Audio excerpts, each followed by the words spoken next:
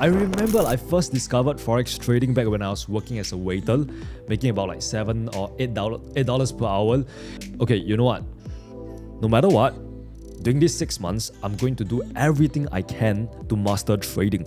I used the 9 to 5 job to actually pay my bills, and then I used the 6 to 12 to actually build my little trading empire. The hardest part is always the starts. I managed to flip that $500 into $1,000 within one day. And then the next day, I flipped the $1,000 to $2,000 or even $3,000. Yeah, and then the next day, I was pissed off, man. At the point of time, I just lost about $10,000. I flipped $500 to $10,000, and right now you're telling me that I lost everything.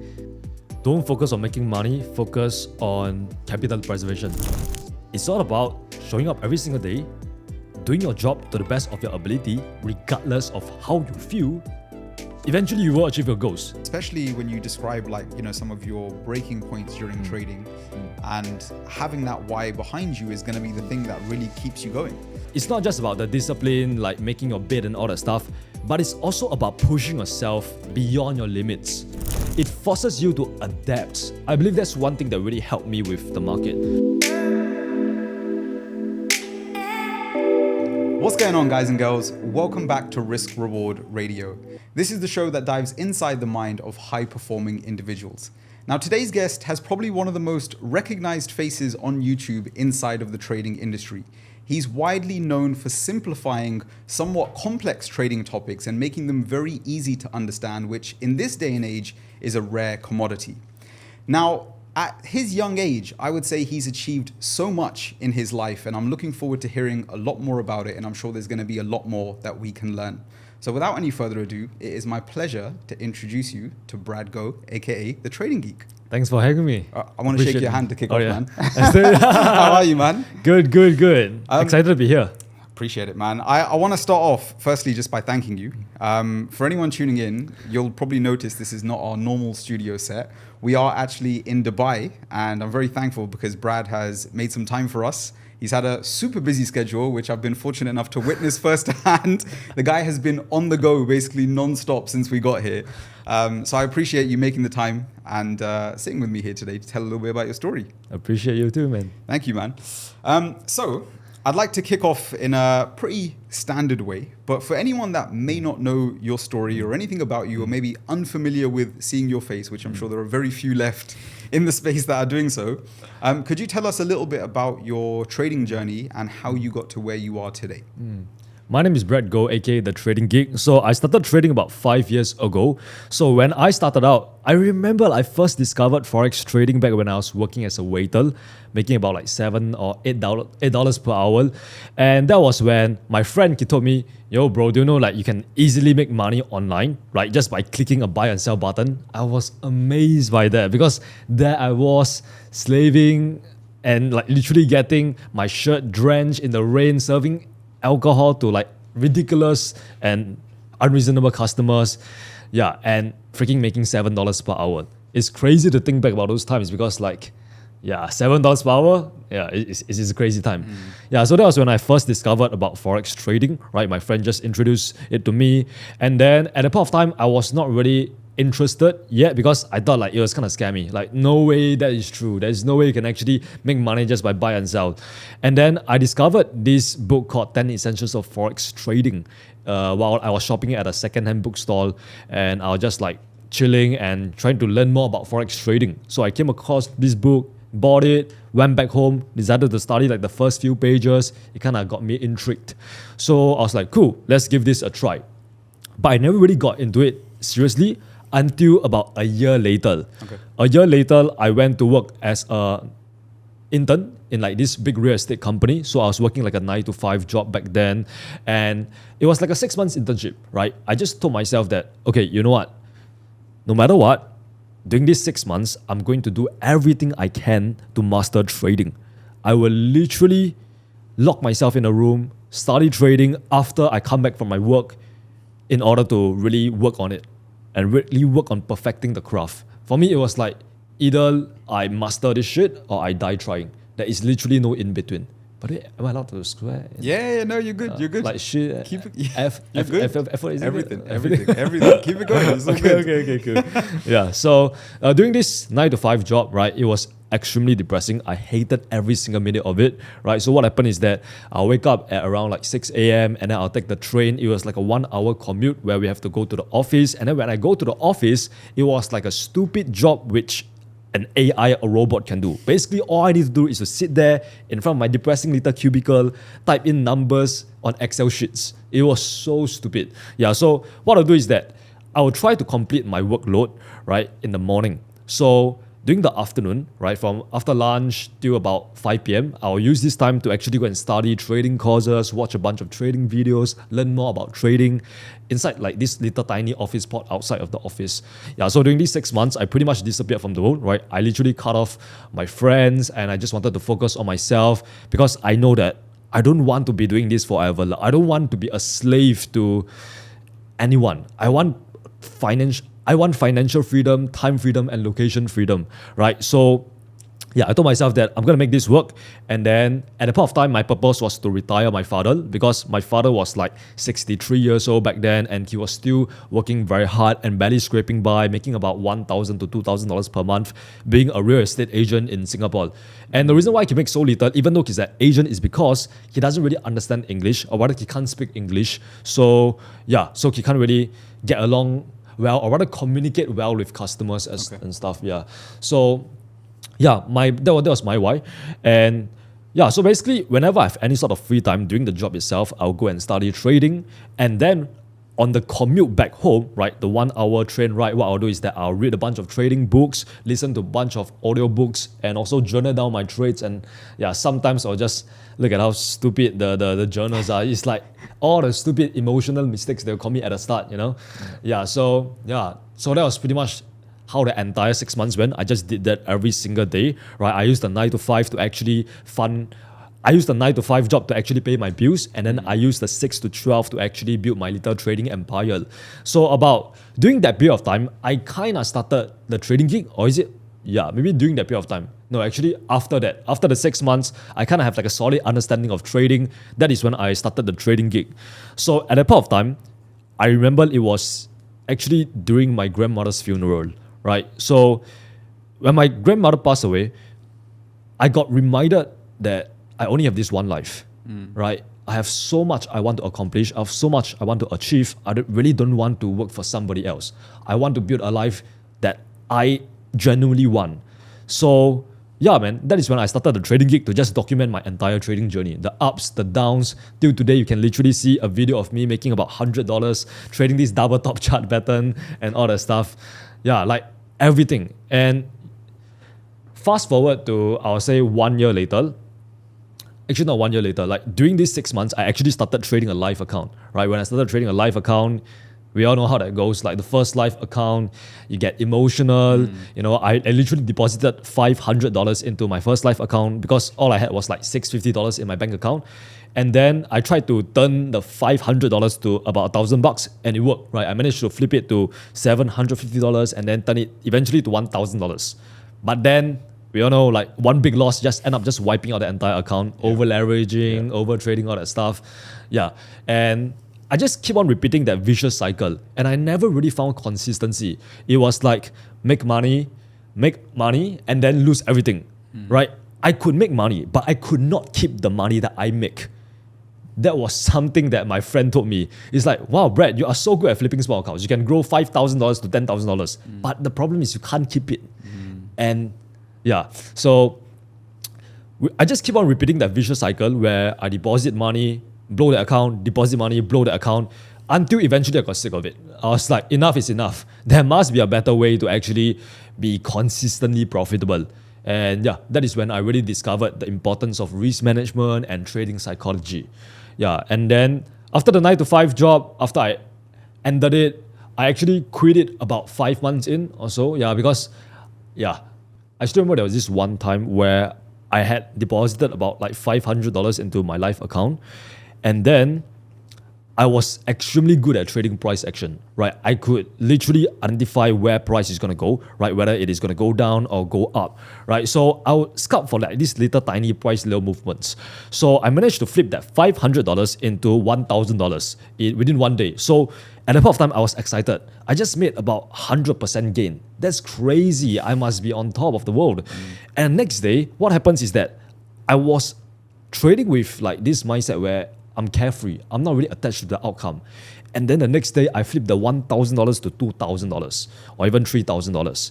Yeah. And then the next day, I got another 100% gain. So it was like 100% gain for 1 day, 2 days, 3 days. Imagine making 300% gain in like 3 days. And you are like a 19-year-old kid. Yeah, that is when I realized that, wow, trading is incredible. There is really no cap to the amount of money they can potentially make. If I can make $3,000 from like a small little investment, how much could I potentially make if I have $10,000, you know?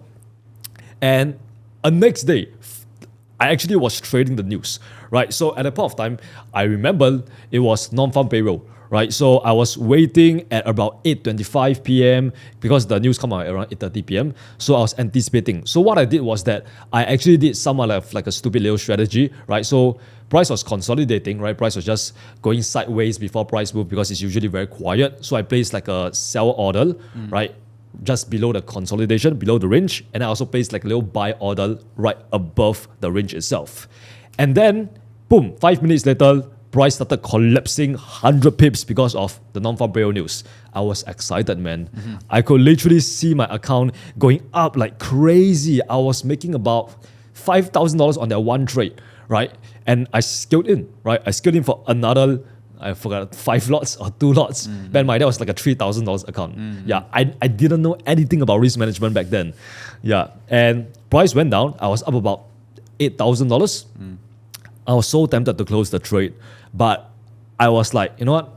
Fuck it, let's risk everything, right? Let's go all in or nothing. Since I've already made it so far, why not just go big or go home?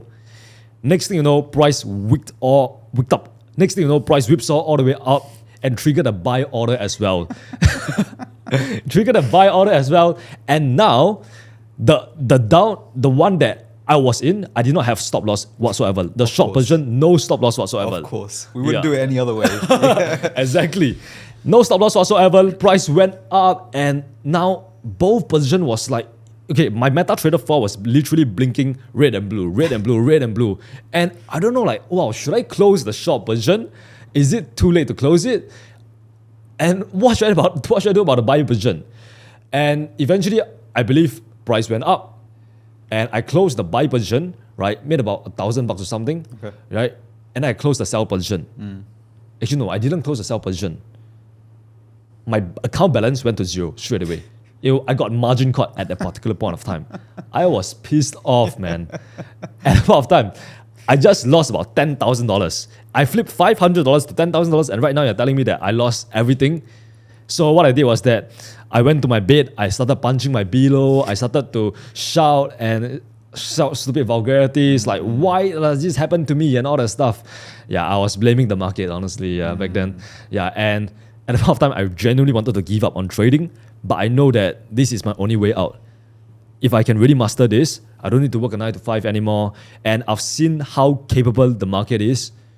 Why not just continue to do this, right? Continue really trying to put in more effort to master this craft.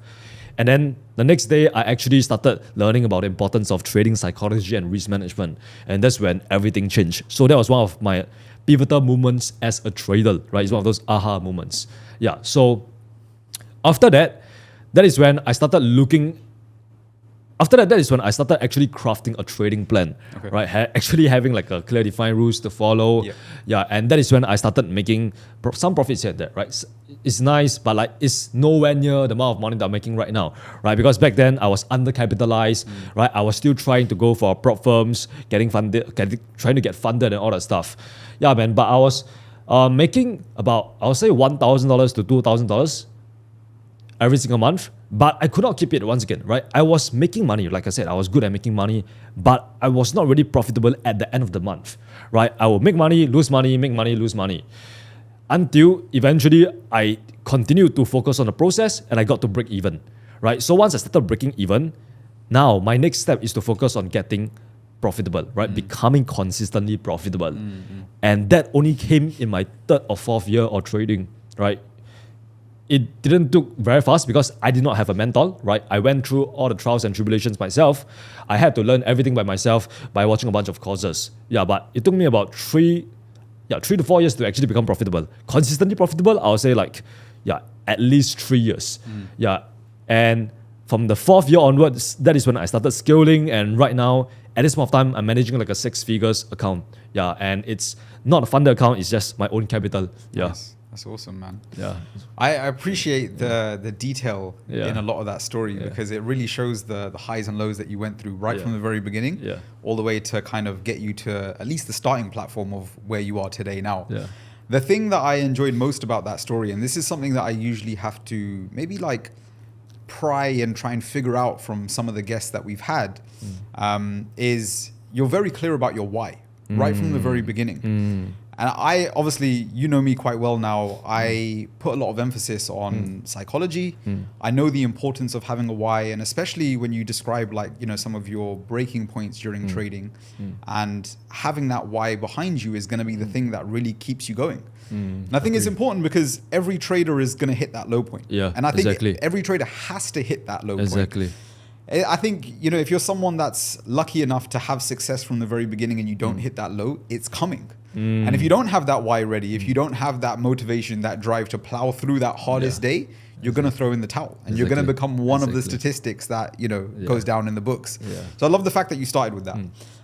There's a lot that I want to unpack with that, but I actually want to start with something right at the very beginning. So you mentioned, obviously, you started off as a waiter, right? Waiter, yes, Waiter.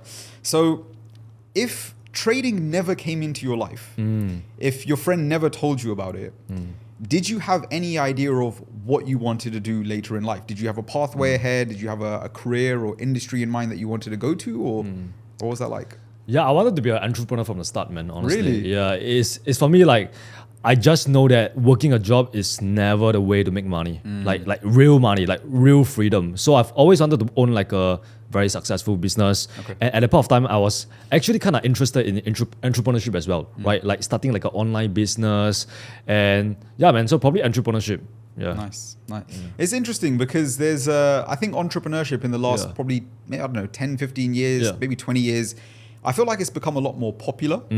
And obviously a lot of that has become possible because of the internet. It was much harder in maybe our parents' or grandparents' generation to become an entrepreneur because if you ran your own business, the chances are you had a brick and mortar store, you had a physical store, and you could only really buy and sell things to people inside your area, right? The internet has opened up the possibility to reach basically anyone on the planet, which is, you will know better than me. It's a crazy platform, right? To be able to create and scale a business from. So I think from that respect, I always like to focus on the fact that I think we are so lucky to be born at a point in time where we have these platforms and services available to us, right? Had we been born 50 years ago, the chances are the business that you've now created and running, it wouldn't have been possible. Right? It wouldn't have been possible for us. So yeah, super interesting. So I think there's an element here that has obviously been luck of time. We've been born at the right time, but obviously you had the right mindset from the get-go, which is really awesome to see. I want to hear a little bit more about your story because I know that there's a part of your journey, which I actually think from my perspective and hearing you talk about it, I think it's massively pivotal to how successful you've been in many different areas. And this is your time in the military.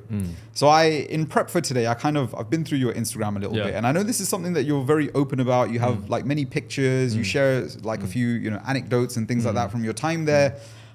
Talk to me about your time in the military, because I know in Singapore, it's mandatory, right?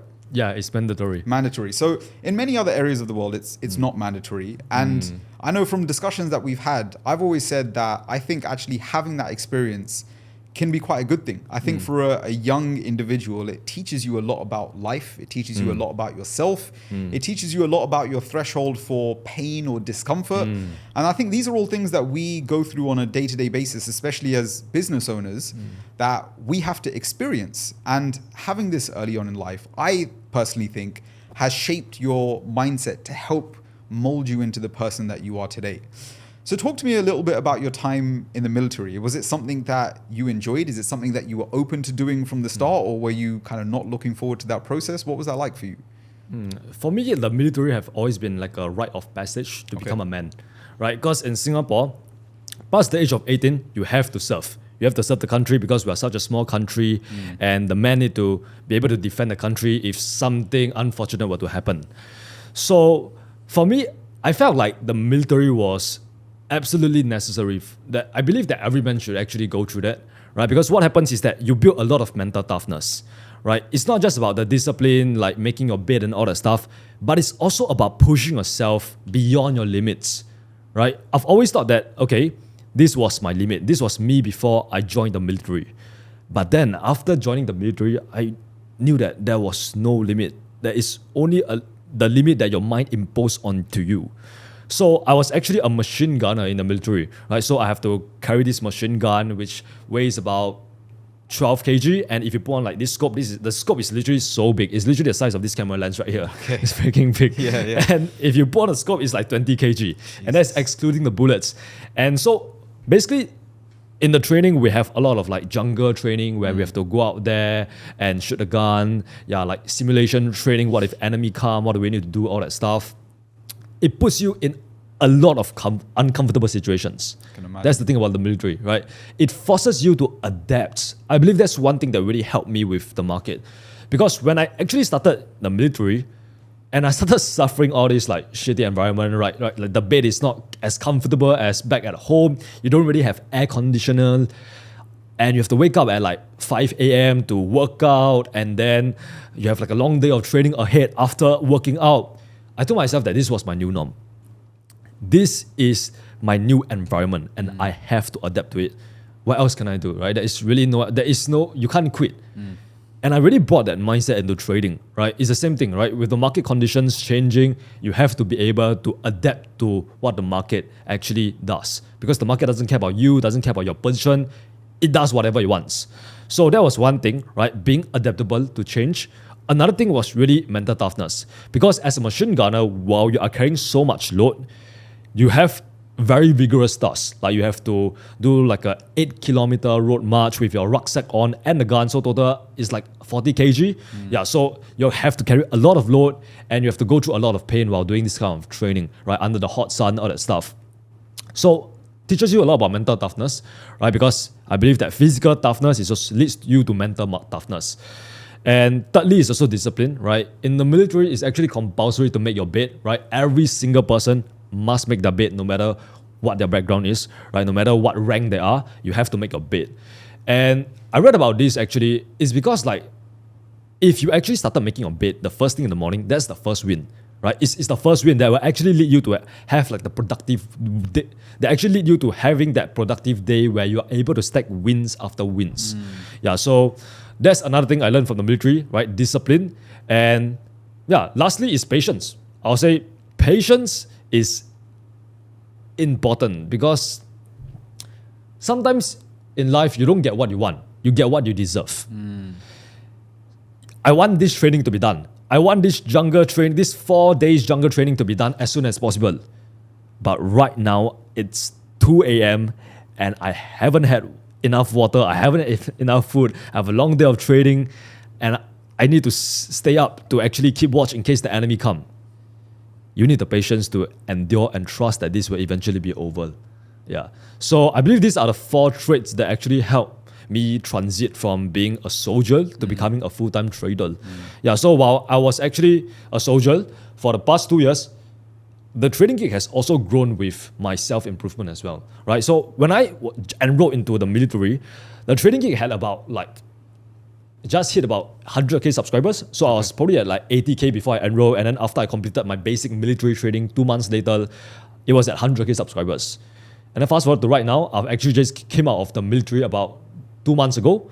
And right now we are almost hitting 1 million, which is crazy. Insane. Now, the people don't understand how hard it is to actually maintain that consistency, not just in YouTube, but also in trading and also in business while in the military itself. I think that's something that sets me apart, right? Because in the military, whatever free time that I have after I'm training, I'm tired, I'm smelly, I want to fall asleep, my friends are playing video games on their bed after a nice shower, I'm up there working on the business, looking for opportunities on the charts. And yeah, so it took a lot of consistency, right, to actually get to where I am today, right? And yeah, man, I'm just grateful to actually be in the military, honestly. Like, I wouldn't have it any other way. Yeah, it was tough, but it was worth it. Yeah. Crazy experience. Yeah. I genuinely, I don't think I've ever had a proper conversation with someone that's been through that type of training. The only experiences that I know of are things that I've read about. So, and, these will be popular things that people have read, like from the likes of David Goggins, Jocko, and obviously prime examples of people that have been through the same things and come out and preached a lot about the same sort of qualities that you've talked about today, right? The mental toughness, the leadership, the discipline, all of these sorts of things that it gives you from the military. But it's such a unique background to come from, and it's so interesting to see how you've been able to apply those same skills into business, entrepreneurship, trading, and find success in many of these areas because of this, I'd say, mental programming, right? Not in a bad way, in an actually a very effective way. And obviously, like I said, it's been something that I've witnessed firsthand for myself this week. I see you up at the crack of dawn, and you're up, you're working, and you don't stop. You don't stop until you pretty much pass out. And for someone your age, I think it's so easy to not do that. It's so easy to kick back and have a good life, especially if you've got to a position where you've made a little bit of money.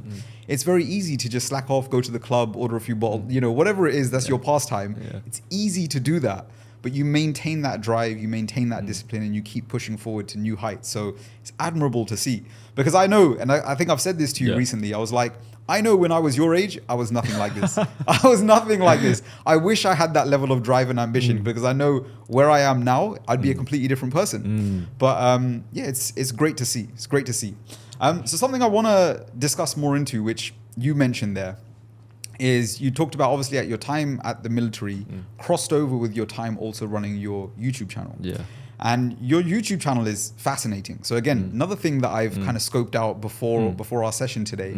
And I've saw, if I'm not mistaken, your first video went out 2 years ago. Is it maybe coming up to 2 or 3 years? Yeah, almost 3 years now. 3 years. Yeah, almost 3 years. Yeah. Crazy amount of growth. Crazy amount of growth. Like, I've seen a lot of people that have either tried and stopped with YouTube far earlier, that probably had less going on in life than you did, or have been consistent for a similar period, but haven't found the growth that you have had.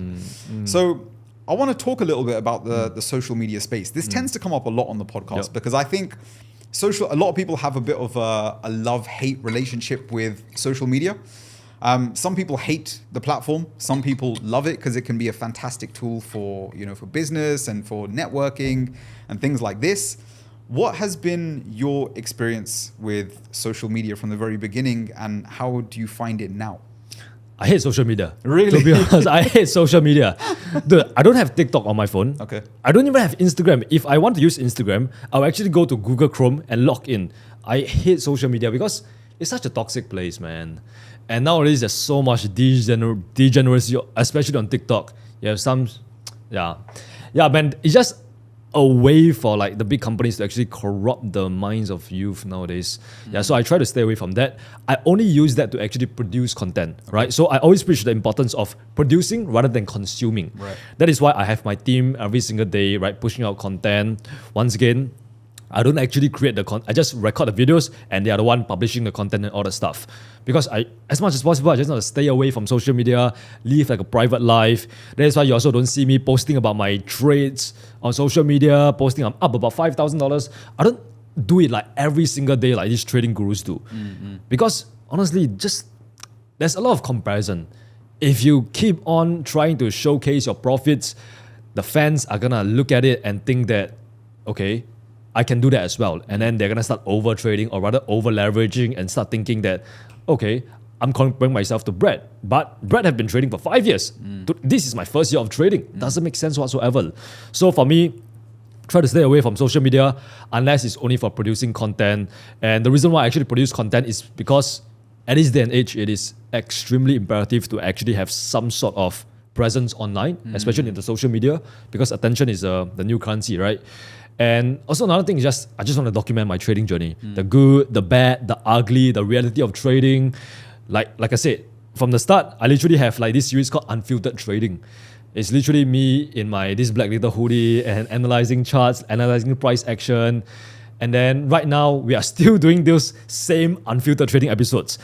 Unfiltered trading, uncensored trading, and right now we got a raw trading where we are documenting what it's like to turn $100,000 to $1 million over the span of 10 years or even 50 years. I don't know, however long it takes. I just want to show the reality of everything. Nice. Yeah. So I've always been really honest and transparent, especially on social media, right? Like if it's I'll never actually show like demo account profits. Okay. I just think it's stupid and ridiculous. Yeah. I would never actually like market and sell you guys a dream. I guess that's my point. Yeah. Yeah. I like this topic of conversation. And again, like I said, it comes up a lot on the podcast because obviously we focus a lot on mindset and psychology behind the person. There was a fantastic documentary. I think I brought this up on one of the other episodes, but I think it would be useful. I don't know if you've already watched it. There's a documentary on Netflix called The Social Dilemma. Have you ever heard of it? No, I never. So it's a documentary which basically goes on and interviews many of the original creators of the biggest social media platforms. So your Facebooks, your Instagram, Twitter was on there. I think YouTube was also there. And they are basically talking about what the purpose is of social media. And what they end up describing is how they have created this platform and designed it in a way that it has to be addictive. Yeah. Right. And it's not that they are some, big evil entities that are trying to ruin people. Yeah. But their business model is in attention. Like you said, right? Exactly. Attention is it's the most valuable currency these days. Yeah. And how their entire business model works is you can consume everything on there completely for free. You can create an Instagram, a Facebook, a Twitter account, and essentially you can do it completely for free. But the way they monetize their platform is they collect your data, they understand where you spend your attention, and then you get fed adverts in return. And so the longer that they can keep you on the platform, the better it is for them, because the more data they can gather, the more they can sell that to big, companies and brands, and they can monetize their platform through there. Super interesting documentary. Highly recommend checking it out because obviously you have such a big presence on social media. And I recommend it to most people for the sense of, I think it will give you a wake up call to actually start unplugging. But obviously it seems like you're already there anyway, but I think it will probably solidify everything that you're thinking or saying. But the interesting part for me is they go into detail talking about how the algorithm on the platforms actually work. And the part that I really took away from that is I heard this summarized in a fantastic analogy. And that analogy was somebody held up a water bottle. I'm going to use this cup as an example. It was clear. And they said this bottle or cup is filled with a liquid. That liquid could either be water or poison. Okay. But it doesn't make the cup bad. It makes what's inside of it bad. And so what they said is basically social media is no different. Social media can be a place of negativity. It could be filled with degenerates. It could be a place where you constantly compare yourself and come away feeling like shit. Or it could be a very positive place. It could be a place where you learn something new. It could be a place where you meet a new lifelong friend or your future partner or whatever it may be. But you get to decide how it's curated. Exactly. And you do that by essentially telling the platform what you like to engage with. And so a lot of the way the algorithms work is they will feed back at you whatever you spend time with and you engage with. So it understands when you stop to look or watch a video. It understands if you like a picture. It understands if you comment on something. It understands if you share something with a friend or a family member or whatever it is. Anything that you spend energy on, it will feed back at you. So if something pisses you off, and you want to say, look at this idiot on social media that's saying this, and you're sharing it from that perspective, the algorithm doesn't care. The algorithm says, this is what you're spending time on. This is what captures your attention. I'm going to feed more of it back at you. So the moment I realized this, I realized that actually social media is not the bad guy. Social media can be a place full of positivity. It can be a very good place. And because I have a mindset which was much like you, I was like, I fucking hate social media. I want to spend as little time on it as possible. But in this day and age, it's silly to run a business and not have a presence online. So now when I go about running my business, I try to be very careful about curating my experience. And for me, that is, I utilize three things very, very carefully. I utilize mute, I utilize block, and I control who I follow. Right? 100%. I use all of those things to tell the platform, this is essentially how I want my feed to look. The moment there is something on my feed that I don't like, I mute it, I block it, or literally, at least on Twitter, that's where I spend most of my time. They have a button there where you can tell the platform, I'm not interested in this content. Feed less of it back at me. And so I found that an interesting perspective because, like I said, if you're someone, and I think you agree with this, in this day and age, everyone, I think, should have some kind of presence, whether it's building your own personal brand, whether you're working for a company and, running that sort of thing. If you have an online presence, you should create it to work for you, because there are billions of people on this planet. There is going to be somebody else that is like-minded, that gets on with you, that can be a positive force in your life, and it doesn't have to be surrounded with all this negativity. But yeah, definitely check it out. Highly recommend it. It's got to be on your watch list to do. How do you find the attention that social media brings? Because I know you said obviously it can be a positive place, it can be a negative place. And now you're getting to a space where I think it's going to be very, very shortly, probably in the coming days or weeks, you're going to cross that 1 million mark. And you must be getting to the point where you're getting recognized when you go out and about, whether that's inside Singapore, whether it's while you're on holiday and things like that.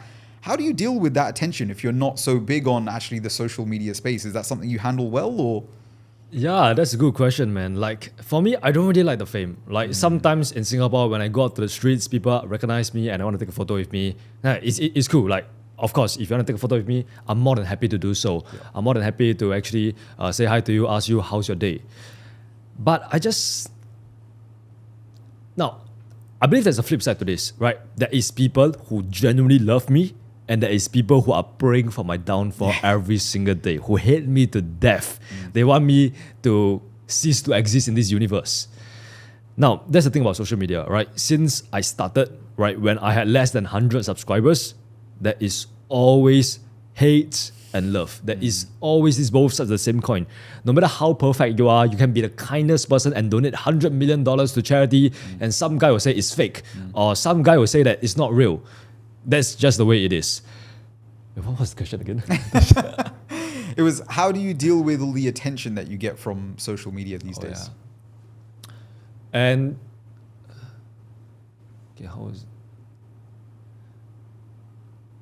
I'll say nowadays, right, like, I treat this attention as some form of exchange in the form of value.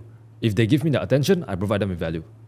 Right? So my purpose has always been to change life and actually revolutionize the trading industry, one video at a time, and ensure that we're able to simplify trading in a way where a 5-year-old can understand. And that is why we managed to rise so fast in such a short span of time. It's because these people who give us their attention, they get so much in return. They learn so much trading concepts for completely free. So for me, I don't really look at it as attention. I look at it as just me giving them value. I don't know who you are. I've never seen your face. But you know what? Here's something that can potentially change your life. You can take it and implement it and actually transform your trading, or you can ignore it and just continue living the way it is. Yeah, they're just attention to me. Have you ever found social media has started to get to you in a way that's affected maybe mental health or even your trading or other areas of your life? Because obviously everything has a comment feature. Everyone can say what they want freely. Have you ever found that something that's affected you? Have you always had the kind of the mental toughness, like we talked about from your past, that has just been able to shrug it off and deal with it okay? Yeah, man. Like, the thing about showcasing the entire trading journey online for the entire world to see is that it's extremely difficult. Example, today I'm live trading, right? Or rather, I post an uncut trading episode, and I'm honest with the audience. I said that, okay, I lost about 2%, 1%. Now there's comments saying that, oh my God, you are the worst trader in the world. You suck at trading. You are shit at trading. Why is people learning from this guy? Bro, I just made $30,000 last week. I just lost $2,000. It's fine. I know that it's part of the game. That's the thing about social media, right? So I would say, yeah, there are negative parts to it, but mostly it's positive, man. Yeah, it's mostly positive. Like, people coming up to me and saying that I've changed their life, I've transformed their trading journey just by watching my free YouTube videos. Yeah.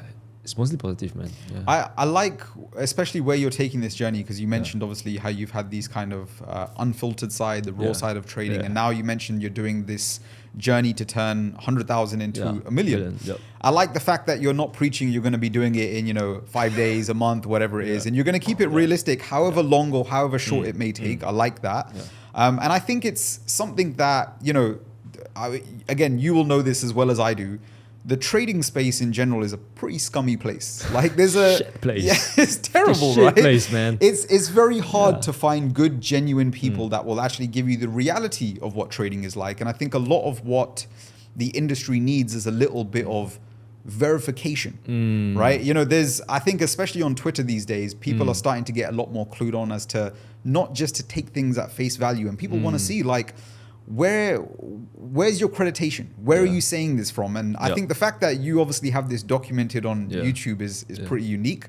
And the fact that you're going to do this whole challenge live as well, and again, in the nicest possible way, but showing the ups and the downs. Because I think the downs are probably one of the most important sides to show, right? Exactly. It's going back to exactly how you started today's podcast, and you were talking about the highs and lows that you went through in the early days where you blow your account.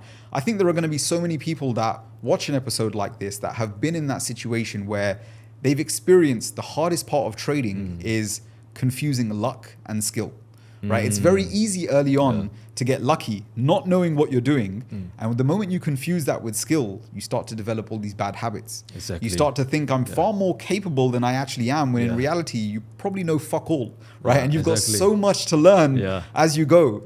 But I think a lot of what social media does, at least my perception, I always say I'm very fortunate to be able to speak to hundreds of traders. And this whole idea that you mentioned about comparison, when people end up comparing their journey to somebody else's, they're firstly comparing their day one with somebody else's day 1,000. And the second side of it is usually people are only really showing their highlight reel. They're not showing the reality. And so when people think I have a bad day, they think, well, these guys are not having a bad day. They're only showing profits. Like, how can I just be profitable all the time? And they don't understand that just because you're consistently profitable, it doesn't mean that you're making money every single day. It doesn't mean you're even doing it every week or every month or even every quarter, right? It's that long-term perspective that I think a lot of people lack. So I want to talk a little bit about the downside of the trading, the rough days. And I know you said that obviously a lot of your mental fortitude has come from being in the military. Something that I wanted to bring up was, it would seem evident to me that you have a keen passion or interest in exercise. Is this something that only started in the military, or was that something that you would, were you working out before you enrolled as well, or when did that start? I was exercising when I was 17, so it's pretty much before the military. I already started exercising. For me, I've always looked at exercising in this way, right? It doesn't just help with my physical body. It helps with my mental health as well. It helps to build that stronger mind that allows you to trade with a clear and focused mind. So I've always liked to optimize my entire life like an athlete, because I want to ensure that when I show up to the charts, I operate at my peak performance. That means I need to get my 8 hours of sleep. I need to eat a clean diet so that I don't have brain fog. I need to exercise 45 minutes to 60 minutes per day, right? So that's how I've always treated exercise. It's not just like for my physical body. Yes, that is good, right? I want to get jacked and attract up girls, whatever, right? But most importantly, it's about building that discipline, that mental toughness, and really seeing how high I can go, right? Like pushing past your limits. Yeah, so I've always been doing that. So it's been about, 5 years? No, I think it's 6-7 years now. Nice. Because obviously from a psychology perspective, exercise is something that I encourage to everyone. And I always say you don't have to be the most lean, the most jacked person in the room. You don't have to be the absolute best at martial arts. But if you're going down the route of trying to become a consistently profitable trader, I think exercise is mandatory, right? Again, like you said, it doesn't just help your physical body, it helps your mental well-being. And that is massive, right? On those down days when nothing is going right and you're dealing with a high level of stress, being able to have something to fall back on that helps you to feel better, helps you to think clearer, helps to balance that hormonal response in the body is really, really important. And the way I heard it best was, exercise is the most powerful drug in the world. And the crazy thing is it's free and not enough people are taking it, right? People are going out and purposefully exchanging their money for drugs that are not doing them any good in the long run, when you could literally exercise for free. You don't really need an expensive gym. You could start doing press-ups at home. You could start going for walks and runs outside. And you know, there's so many ways to just start instilling it into your life, but so many people tend to neglect it. So for someone that is looking to start their, you know, exercise routine, from someone that is clearly in shape, clearly has good discipline when it comes to exercise, is there any bit of advice that you could give them that would help them to get started? And obviously, hopefully they would have the benefits in their trading as well as many other areas of life. The best advice is just start. Just start. Most people don't start. They try to find out what's the best running shoes or what is the best workout routine. And they end up not even going to the freaking gym in the first place. You know? So I'll say, just start. And maybe start with something light, right? The hardest part is always the start. Once you start, you're able to get the momentum. You know, you go to the gym every single day for 7 days. And then slowly it becomes a habit. It becomes a habit, you get a momentum. And now, fast forward to 1 month later, it'll be difficult for you not to go to the gym compared to putting on your running shoes. There's an amazing quote that when I heard, I was like, it's so fitting for exercise, but actually it fits for most habits in life. And it's the heaviest weight in the gym is the front door. Right? Because nobody makes it through there. Nobody actually manages to open the door and get into the gym. And I was like, it's so fitting, right? And it's exactly like you said, not enough people just get started. They overthink it. They try and be a perfectionist. They think if I can't do it first thing in the morning, there's no point doing it at all. And actually, it's just the consistency to build that momentum. And that's what gets you going in the process. So yeah, I think great advice. Great advice. I want to pivot a little bit. I obviously, from spending some time with you, this is something that I've observed a little bit from your social media as well, both YouTube and Instagram. But from spending a little bit of time with you and having some conversations with you, I know that you are an avid learner. So there's a concept in Buddhism. I don't know if you've ever heard of it or come across it. There's a concept called Shaoshen, and it means beginner's mind. And it's the idea that there is no top of the mountain. There is no level of expertise that you can reach where the job is done. Your job is to continually learn, continually improve, and to just basically be a better human every single day. And obviously I see you kind of encompass this philosophy in many areas of your life, whether it's conscious or not. But one of the ways which I've observed you doing it in many areas is with education. You're at a point where I think people would aspire to achieve your level of success at some stage, and you've actually done it quite early on in life. But even despite the success you've had, whether people perceive it to be small or large, you're still learning, you're still reading, you're still educating yourself on people that are levels far above you to help you to become a better human every single day. So I wanted to ask a bit about that need for, or the hunger for education or self-improvement. When did that start for you? And are there any, I would say, go-to books that you could recommend? Are there like, you know, top 3, top 5 books that you would recommend to people to get that journey of personal development started? Now, for me, I've always believed in continuous learning. And not just continuous learning, but showing up every single day. I genuinely believe that whatever your mind can conceive, you can achieve. It's all about showing up every single day, doing your job to the best of your ability, regardless of how you feel. Eventually, you will achieve your goals. It might take 3 years, it might take 5 years, but it might take even 10 years. Eventually, you will get there. So for me, I've always believed that, okay, I need to continuously educate myself because there is people my age that are literally outrunning me. They are literally lapping me. And there's levels to the game, right? There is people that is making $10 million, $100 million from trading. There is always so much more to learn. Till today, I'm 5 years into trading and I'm still learning. I'm still studying, about trading psychology, about even risk management, or even about my own performance. So for me, the top 5 books, is it for traders or? I think make it a bit about everything. If the ones that have been most impactful to you, so whether that's life or trading, whatever it is. Also, the top 5 books that I recommend, the first one would be The Alchemist. Okay. The Alchemist is a beautiful book. Yeah, it's a beautiful book. Second one would probably be Trading the Zone. That's for the traders out there, right? Bible. It's the Bible. It's Bible. essential. Every single trader should have that. But if I'll talk about another trading book. It'll be Super Trader by Dr. Van K. Tup. Oh, that was a good one. Yeah, that's a good one. Especially for not just for beginners, but for intermediate and advanced traders. And fourthly, it will probably be Meditations by Marcus Aurelius. Nice. Yeah, by a Stoic philosopher who is also an emperor at a point of time. Last but not least, it'll be Mastery by Robert Greene. Yeah, it teaches you how to go from an apprentice to actually becoming a master. Yeah. Beautiful. I like that. So something for the viewers to take away, a good book recommendation there for a few ways to get started on that journey of self-improvement. I want to start winding things down very slowly. And I want to move forward into kind of a new segment that we want to introduce into the show. I want to throw at you 10 questions, but we're going to do them quick fire. So I'm going to throw them at you, and I want you to come back with basically the first thing that comes to mind. Okay. We're going to go through them one by one. If there's anything to unpack with them, or if there's anything that maybe I'm not expecting or the viewers are not expecting, maybe we can dive into some conversation. So you ready to go? Yeah, let's go. Okay, perfect. Question number 1, early mornings or late nights? Early mornings. Okay. Question number 2, best advice you've heard about trading? Don't focus on making money, focus on capital preservation. Nice. Question number 3, what is your biggest accomplishment to date? Retiring my father. Beautiful. I love that one. Question number 4, the most difficult thing you've overcome? Brunei.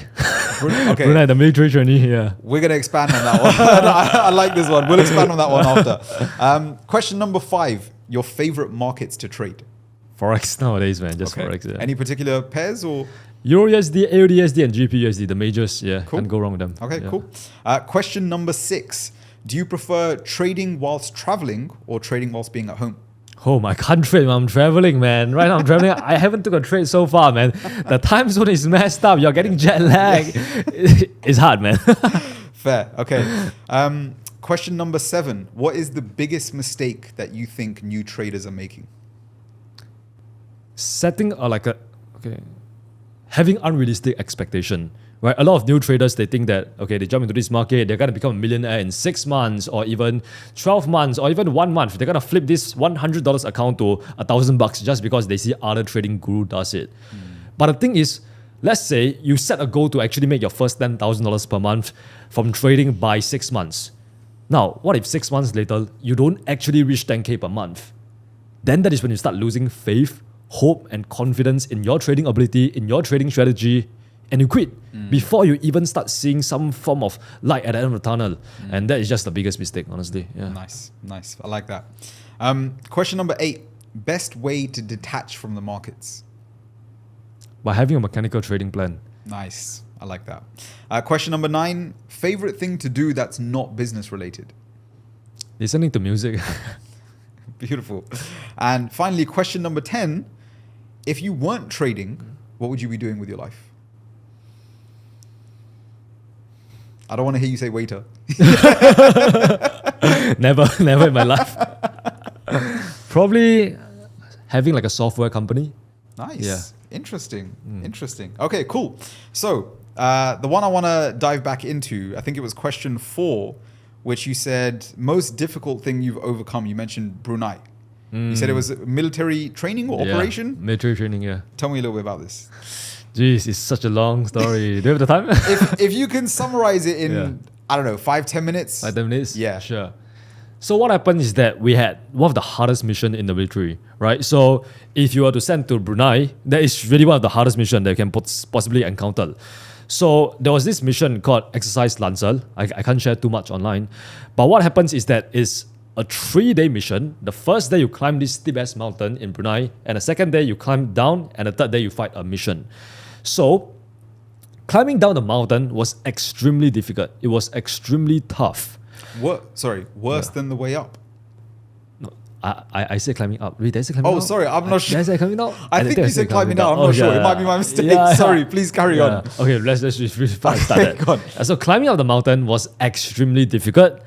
So what we had to carry was, once again, the machine gun and the rucksack. So I was carrying about 40 kg worth of load. And the thing about Brunei jungles is that it makes Singapore jungle looks like a garden.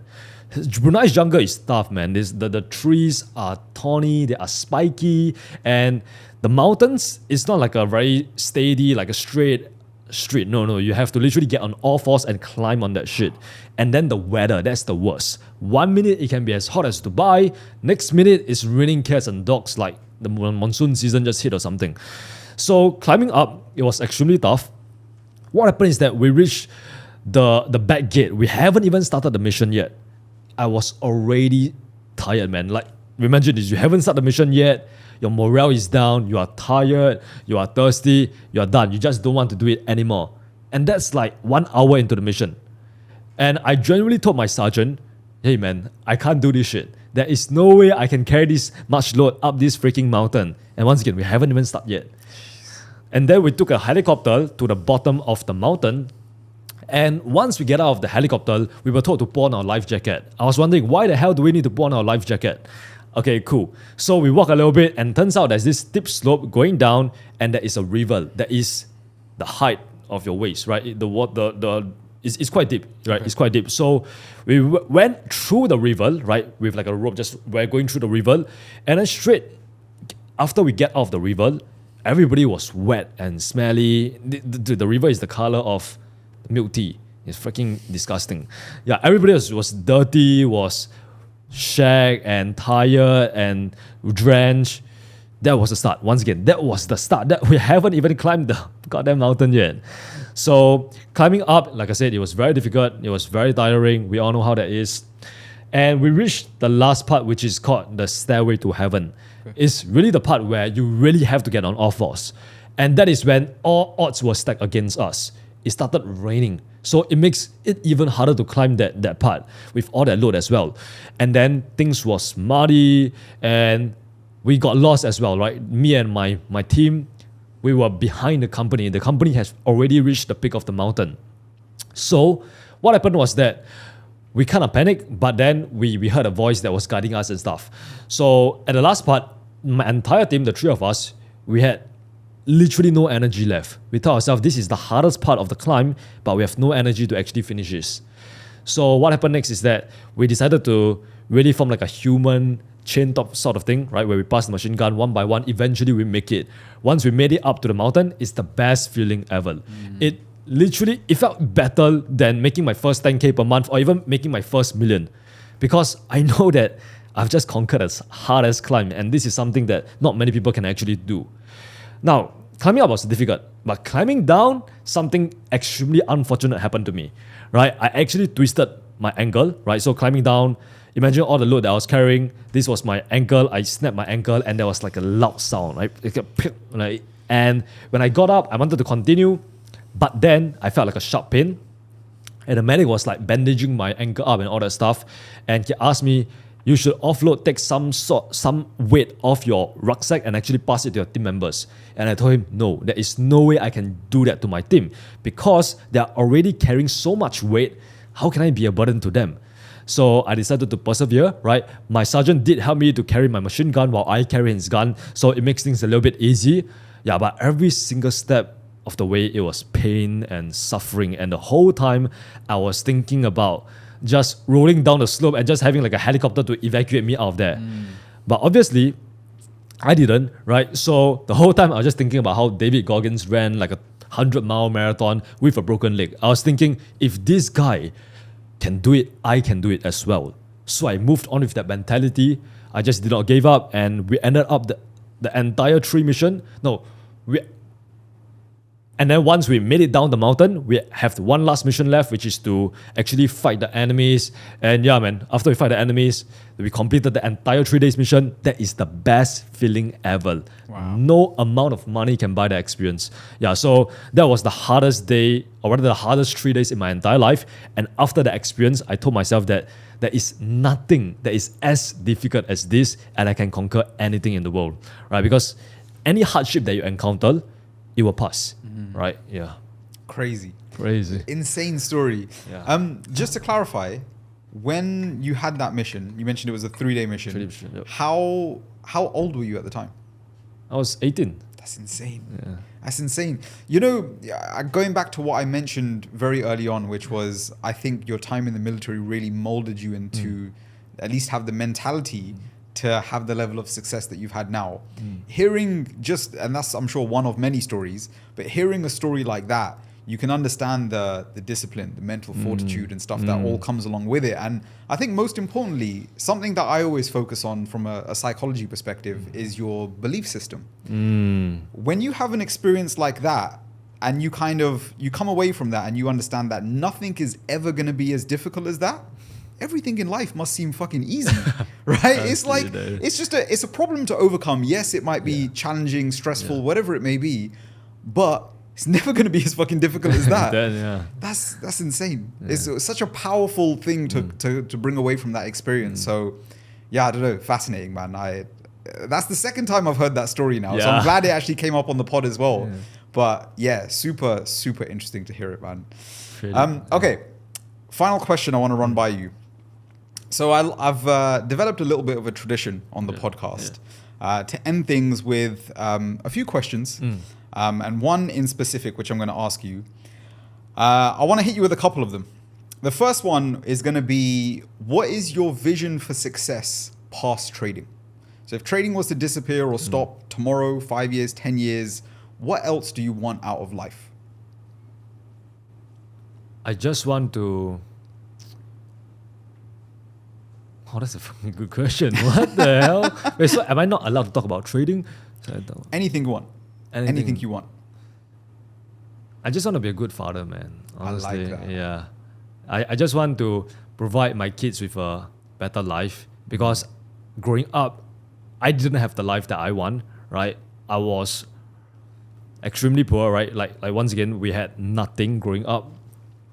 And yeah, I just want to give them a much better life than I had growing up. Yeah. Here's an interesting question for you. Do you think having nothing growing up was beneficial? Because I tend to see that it gives some people a certain level of hunger.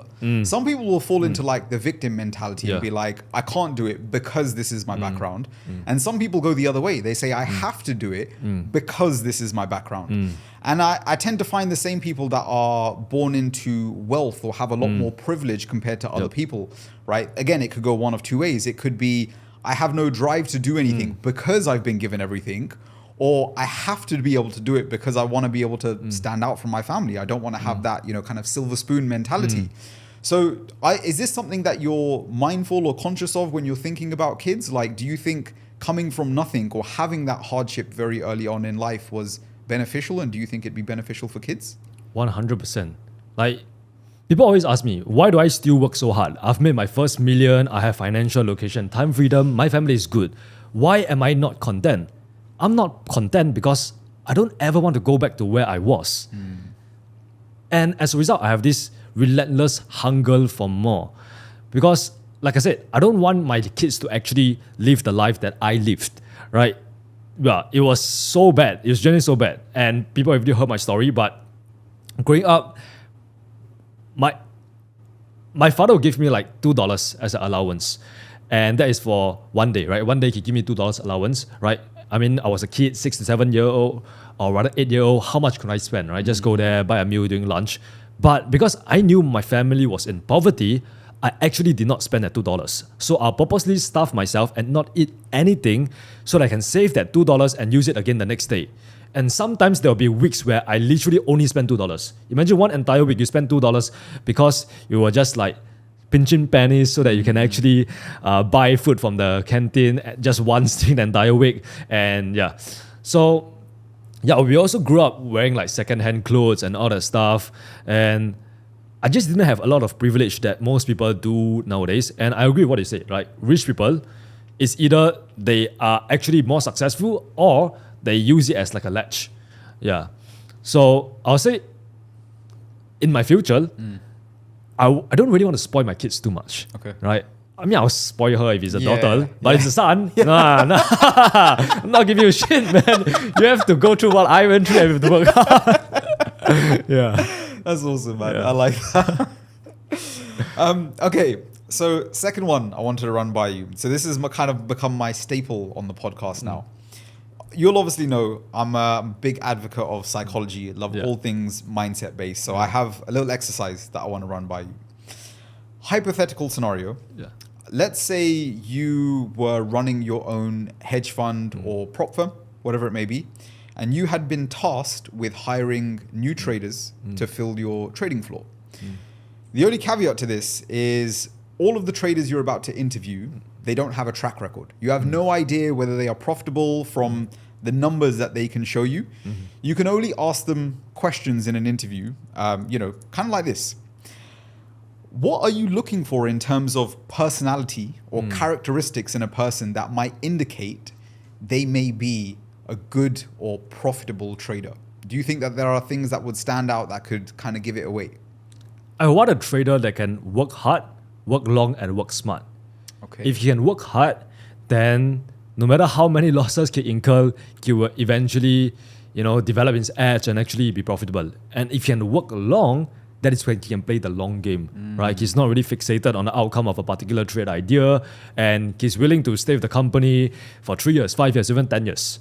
And if he can work smart, that's even better because he's able to refine his plan, find out what's his shortcomings and his weaknesses, and actually try to operate at a higher level and just be more efficient when it comes to his entire trading systems and processes. Yeah, so that's what I would look for. Working hard, working smart, and working long. Yeah. Poetically put. It's beautiful, man. I think it's a perfect way to wind this episode down. I want to say, Brad, thank you so much for coming on. It's been fascinating to hear more and more about your journey, your story, and I'm hoping that there's a lot that obviously people can take away from this, and especially in terms of the mental toughness, right? Coming away and how you can apply that to the markets or life or whatever it may be. But yeah, full of value today, man. Before we leave you, is there any particular platform that you would like people to come and find you on to keep up with your journey in the future? What's the best place for people to follow your journey? You can find me on YouTube at The Trading Geek or Instagram at Brad.Goh. Perfect. Amazing, man. Thank you so much. Guys and girls, Brad Goh. What an amazing story. I hope you have taken so much away from that. I've definitely been taking notes. A lot of the stories just gave me chills and gave me a perspective that I need to fucking work harder as well. So I appreciate that so much, man. If you enjoyed today's episode, make sure you like and subscribe to the channel. And of course, I want you to comment down below with your biggest takeaway from today's episode. Thank you so much. I look forward to seeing you in the next one. Take care.